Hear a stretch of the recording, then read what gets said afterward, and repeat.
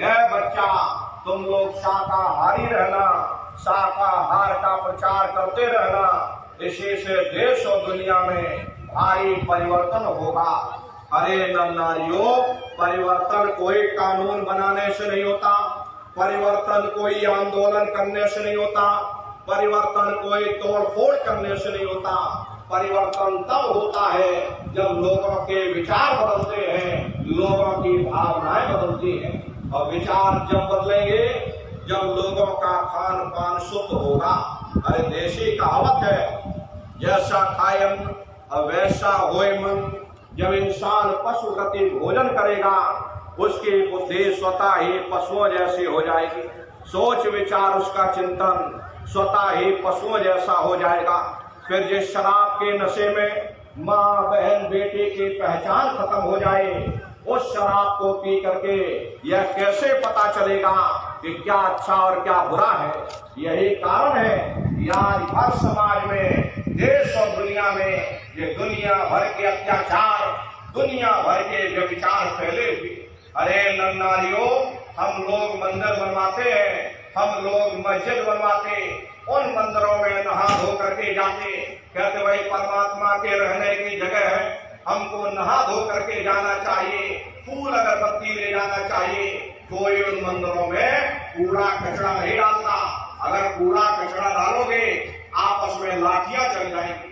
फिर ये जो हरि मंदिर है, ये पंच भौतिक शरीर जिसे महात्मा ने हरि मंदिर कहा, और इसमें तुम हाड़ मांस के लोथड़े डालते हो, शराब के कपड़े डालते, अपने बनाए हुए ईट गारे के मंदिर की आप कद्र करते हो, और परमात्मा के बनाए हुए इस हरि मंदिर को आपने जीते जी कब्रिस्तान बना दिया तो सख्त सजा मिलेगी। अरे महात्माओं ने लिखा है कि तिल भर मच्छी खाई के कोटि कहू दान, और काशी करवट जा मरे और निश्चय नरक निदान। यदि तिल भर भी मच्छी खाकर फिर चाहे कोटान कोट गौओं का दान करो, और काशी में जाकर के मत्था रगड़ते रगड़ते अपनी पूरी जिंदगी वहां गुजार दो, फिर भी तुमको तुम्हारे गुनाहों की सजा मिलेगी, कोई बच नहीं सकता।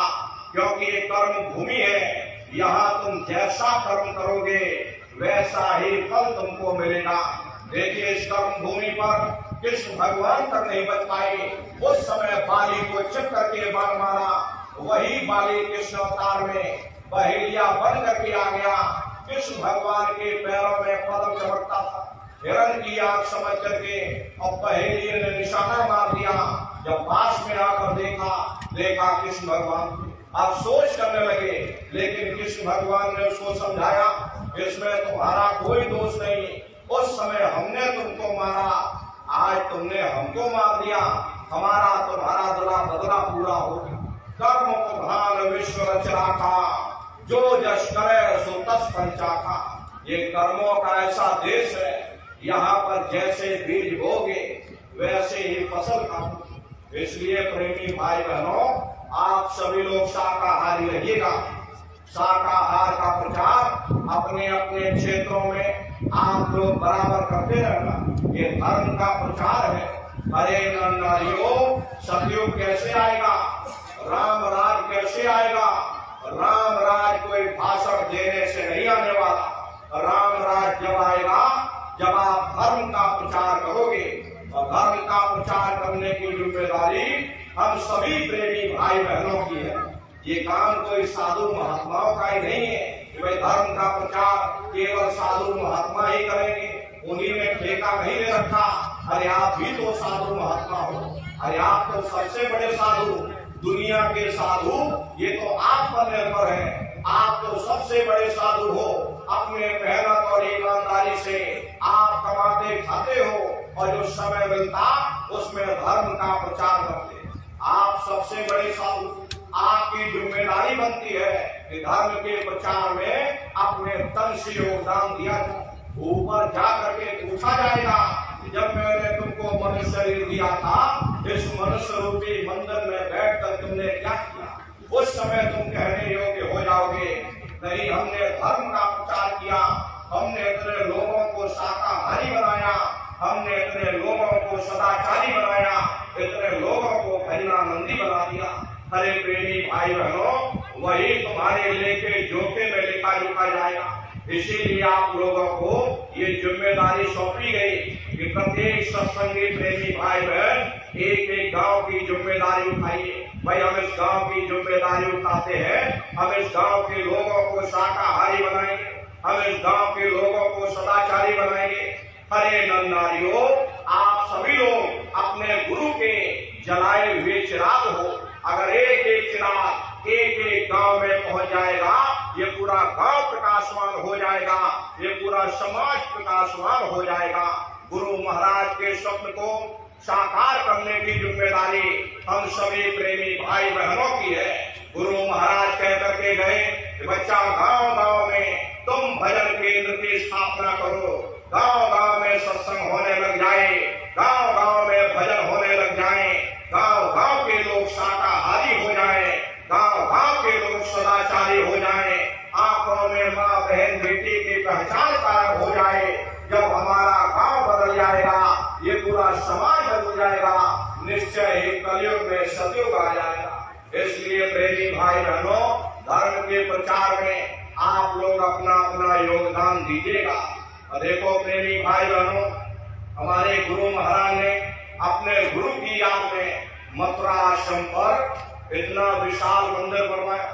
गुरु महाराज बराबर कहते थे, बच्चा इस मंदिर के मुंडेर से यदि कोई पंछी गुजर जाएगा, उसे मानव योनि मिल जाएगी। गुरु महाराज बराबर कहते थे, बच्चा इस दरबार में वो देवता बैठे हुए बरकत बांट रहे, अरे आप लोग आइए, वहाँ कोई रुपया पैसा नहीं चढ़ाया जाता, कोई चंदा चुटकी नहीं, अरे आप लोग आए, मंदिर के देवता के सामने अपनी एक बुराई को चढ़ा दीजिए कि हम आज से मांस मछली नहीं खाएंगे, हम आज से अंडा शराब का सेवन नहीं करेंगे, हम आज से झूठ नहीं बोलेंगे, हम आज से किसी को धोखा नहीं देंगे। आप अपनी एक बुराई चढ़ा दो, आपकी एक मनोकामना पूरी होगी। ऐसा वरदानी मंदिर गुरु महाराज ने अपने गुरु की याद में मथुरा आश्रम पर बनवाया। उन्हीं की याद में ये पावन भंडारे का कार्यक्रम 1 दिसंबर से और 5 दिसंबर तक मथुरा आश्रम पर मनाया जाएगा। तारीख आप लोग याद रखिएगा, 1 दिसंबर से और 5 दिसंबर तक ये कार्यक्रम होगा। तो आप सभी प्रेमी भाई बहन इस भंडारे के अवसर पर पधारिएगा और अपने अपने बच्चों को भी साथ में लेकर के आया करो। ये सबसे बड़ी गलती आप लोग यही करते हो, ये अकेले अकेले चल पड़ते और बताओ बच्चों को नहीं लाते। अरे क्या जरूरत बच्चों को लाने ले जाने की, अरे बच्चे छोटे हैं, इनको घर में रहने दो, इनकी पढ़ाई लिखाई की उम्र है, इनको पढ़ाई लिखाई करने दो। ये सत्संग सुनना, ये भजन पूजा पाठ करना, ये हम बूढ़े बाड़े लोगों का काम है, ये आपकी सबसे बड़ी गलती है। अरे नरनारियों, पढ़ाई लिखाई जरूरी है, हम ये बात मानते हैं कि आज के समय में शिक्षा बहुत जरूरी।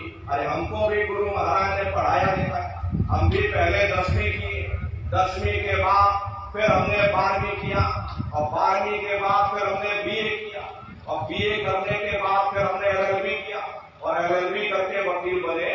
गुरु महाराज ने हमको भी पढ़ाया लिखाया, लेकिन प्रेमी भाई बहनों, पढ़ाई लिखाई के साथ साथ अच्छे संस्कार भी जरूरी है।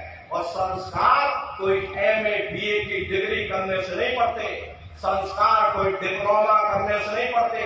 अगर MA BA की डिग्री करने से बच्चों के अंदर संस्कार पड़ जाते तो हिंदुस्तान में इतने वृद्धाश्रम न खोले गए होते।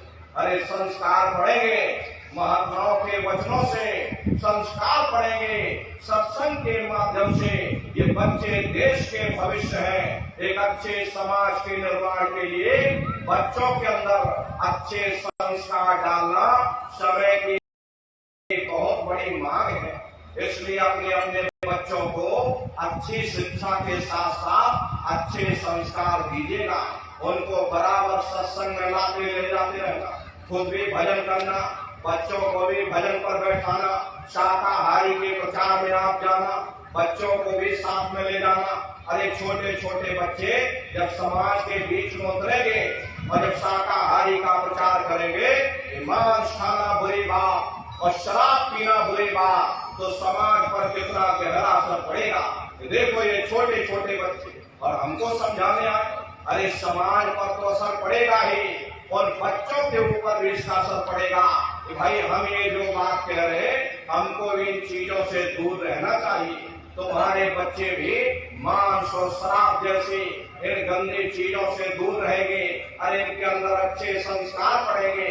यही बच्चे बड़े होकर के माँ बाप का नाम रोशन करेंगे, समाज का नाम रोशन करेंगे। इसलिए प्रेमी भाई बहनों, ये बच्चे भारत के भविष्य हैं। अच्छे संस्कार और अच्छी शिक्षा ये समय की बहुत बड़ी मांग है। प्रेमी भाई बहनों, ये बच्चे कच्चे खड़े हैं, इनको बचपन से तैयार करना, अच्छी शिक्षा देना, अच्छे संस्कार डालना, अपने दरबार में बराबर लाते ले जाते रहना, तुम्हें पूरा भरोसा हो जाएगा। नहीं, हमारे जाने के बाद हमारे बच्चे संसार में नहीं भटकेंगे बल्कि अपने गुरु दरबार से जुड़े रहेंगे। इन बातों का आप सभी लोग ध्यान रखिएगा। भजन ध्यान सुमरन आप सभी लोग बराबर करते रहिएगा। इसी के साथ अब हम अपनी वाणी को विराम देते हैं।